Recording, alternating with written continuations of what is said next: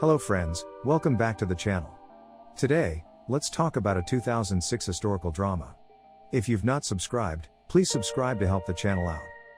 Our story revolves around the life of a tyrannical Ugandan dictator Amin, and his special advisor Nicholas. In the beginning of the movie, we see Nicholas and his parents having a celebratory dinner to celebrate his graduation from college.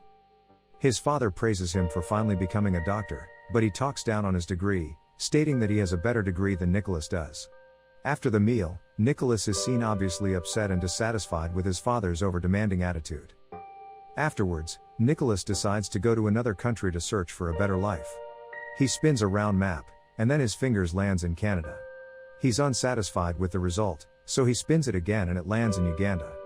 The scene then cuts to Nicholas traveling into a local town in Uganda. While traveling, we see the bus passing by a convoy of military men. When he asks the passengers what is happening, he's told that a military dictator Amin is staging a coup against the incumbent president. While they are still moving, Nicholas catches a glimpse of Amin and his military men. When he finally gets to his destination, he's welcomed by Sarah. Sarah is a resident doctor in the local community where Nicholas will also be staying. While they are heading home, Sarah takes the time to explain about the coup Amin has just successfully carried out. The next day, Sarah and her husband shows Nicholas around the local hospital. They provide different medical care to locals, and also perform surgeries. Afterwards, we see Nicholas already getting acquainted with the residents of the community. He's told by one of the locals that Amin will be visiting the community for a rally. Nicholas pleads with Sarah to accompany him to the rally, and then she eventually agrees to go with him. While they are there, we see Amin giving a very convincing speech to the people of the community. He makes promises about giving a better life to Ugandans, while also being cheered by the ecstatic crowd. Afterwards, we see Sarah and Nicholas heading home after the rally. Nicholas opines that Amin is a good man, but Sarah thinks otherwise. While they are still driving, some of Amin's men stops them, telling Sarah that the president just got in an accident. When they get to the scene, Nicholas treats his wounds, while also giving some bandage to it. Afterwards, Amin finally warms up to Nicholas and makes friends with him. He exchanges shirt with him, while also telling him how much he loved the Scottish people. Cut to the next day, Nicholas is woken up by one of Amin's minister. His name is Jonah.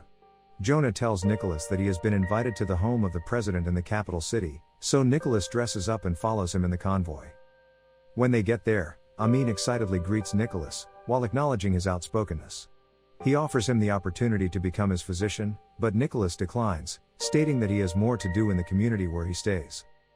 Before leaving, Amin invites Nicholas to a president banquet, and also tells him to meet the tailor for his suit. While getting his suit from the tailor, Nicholas sees some of Amin's men harassing civilians on the street. We also see Mr. Stones, who tells Nicholas that Amin uses force upon his subjects, but Nicholas brushes it off. When Nicholas gets to the party, he's again welcomed by the president, who introduces him to his 3 wives. One of them is Kay, and she's his youngest wife. Amin also introduces Nicholas to Perkins and Stone, and then leaves them to chat. While talking, they both question Nicholas about Amin's style of ruling over the people of Uganda, but Nicholas again brushes it off as the British not liking Amin. Later at night, Nicholas is called up to the room of the president. When he gets there, he sees the president struggling to breathe, while also claiming to be poisoned by his enemies. Nicholas examines the situation, then he finally relives Amin's stomach. Afterwards, they sit down to chat, then Amin tells Nicholas about his family, and also how he was a slave to the British men. Hearing his story, Nicholas begins to take a liking for Amin. The next day, Nicholas agrees to take the job, so he's given a tour of the government hospital by Jonah. While they are moving around, they come across Dr. Junjun, who is also a doctor in the hospital. While Nicholas is waiting for Jonah, Stones approaches him and offers his support while he will be in Uganda. Nicholas sees it as a plot, so he refuses Stone's offer. Afterwards, we are shown a montage of Nicholas and Amin spending time together, while also showing him around the culture of Uganda. One day, Amin asks Nicholas to represent him in a meeting, while he goes on a trip to Libya. At the meeting, Nicholas meets up with prime ministers and commissioners to Amin, then they continue with their meeting. While at the hospital the next day, Nicholas and Junjun are seen examining an X-ray scan, when noises of gunshots are being heard outside. When they go out, Junjun tells Nicholas that it's coming from the prison where Obote's men are held. Obed is an opposition leader who Amin took power from, and now he's on the verge of taking revenge. While they are talking, Nicholas is called away to attend to Amin convulsing son. When he gets there, he sees Kay trying to keep the boy together, so he gives him some medication, which eventually calms him down. Nicholas wants to take the boy to the hospital, but Kay insists Amin will not allow it. Later on, Amin is hosting a gathering, listening to songs from a choir. Nicholas gives Kay a stare from across the crowd, and Amin notices him as well, but he pretends to be in the dark about it. The next day, Amin comes to thank Nicholas for helping his son, and then he shows him a car gift he bought. Amin tells Nicholas to drive him to the airport and Nicholas goes to get dressed. During the drive, Amin confronts Nicholas about his son. Nicholas doesn't like that his children are living away from everything, especially from public medical treatment. Amin simply says his son has a luxury life. When Nicholas persists, Amin gets upset for a moment, but switches up, claiming to like their candid conversations. Suddenly, a large vehicle interrupts the drive, attacking the car ahead of their convoy. Nicholas drives through the attack to safety, but all of Amin's men are killed. Amin is furious, claiming Abote to be behind the attack. Amin calls up his chief of security Masanga and also calls Nicholas as well. He then yells for Jonah, who is suspiciously not around.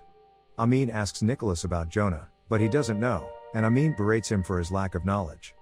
Amin is brought to the captured assailants and he goes ahead to question the assailants as to why they attacked. He again brands Abote to be the mastermind, but receives no answer from the assailants. Later in the night, we Nicholas at a bar, but he happens to see Jonah talking with a man, possibly conspiring against Amin. When he gets to Amin's office, we see him signing some documents for the hospital, but Amin notices he is not alright.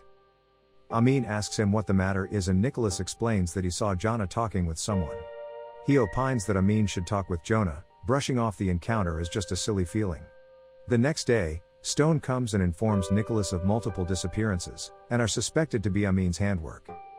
Nicholas's disbelief and insults Stone, but Stone also tells Nicholas that Jonah is one of the people who have disappeared. Nicholas goes over to find Jonah at his office, but comes to see someone else already replaced him. At this point, Nicholas feels he's responsible for Jonah's disappearance, and possible death. A while later, Nicholas comes to find out Jonah was only making development plans for the country when he saw him. He now sees who Amin truly is, and then he goes to confront him. Nicholas finds Amin and tells him he wants to go back to his country, but Amin tells Nicholas he can't go home, and that he is to stay in Uganda. Nicholas tries to protest, but Amin cuts him short, telling him that he needs to relax his mind. Afterwards, Amin throws a party with different kind of hookers and dancers. During the party, Nicholas finds Kay, and they end up making out while the party continues. Afterwards, Nicholas returns home to find it burgled. He discovers a Ugandan passport that has been processed for him, and his Scottish passport has disappeared. He goes over to Stone's apartment, then he is shown the true horrors of Amin's dictatorship. He begs Stone to be rescued out of Uganda, so Stone tells Nicholas kill Amin in order to be rescued by the British, but he's too scared to do such a thing.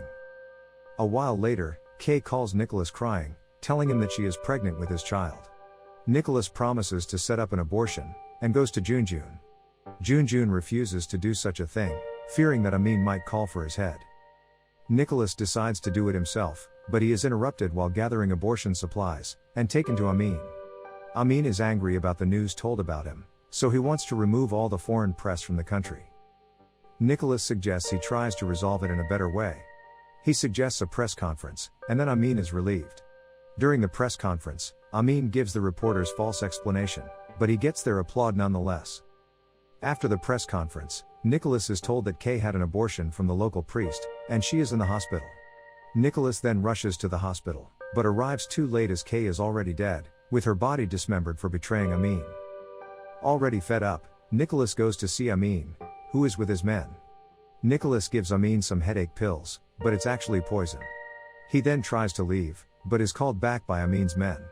Amin tells Nicholas that he is harboring Palestinian terrorists who have hijacked a foreign plane, and he will use them to show the world he is a good person.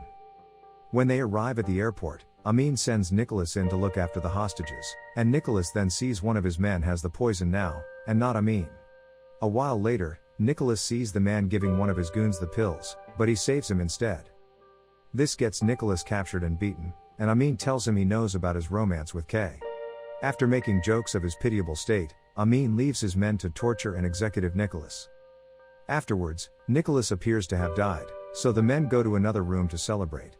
Meanwhile, Amin tells the reporters outside of his plans for negotiations with Israel to send the non-Israeli hostages away safely. Junjun sneaks in and finds Nicholas still alive, and then he gives him a shot, and also quickly treats his injuries. He tells Nicholas to escape with the non-Israelis and tell the world about Amin's cruelty, because he will be believed. Afterwards, Nicholas sneaks into the plane, and then safely flies away out of his country, with Amin looking at the plane in regret. If you loved the story, please subscribe to help the channel out. Also check out more interesting stories on our channel.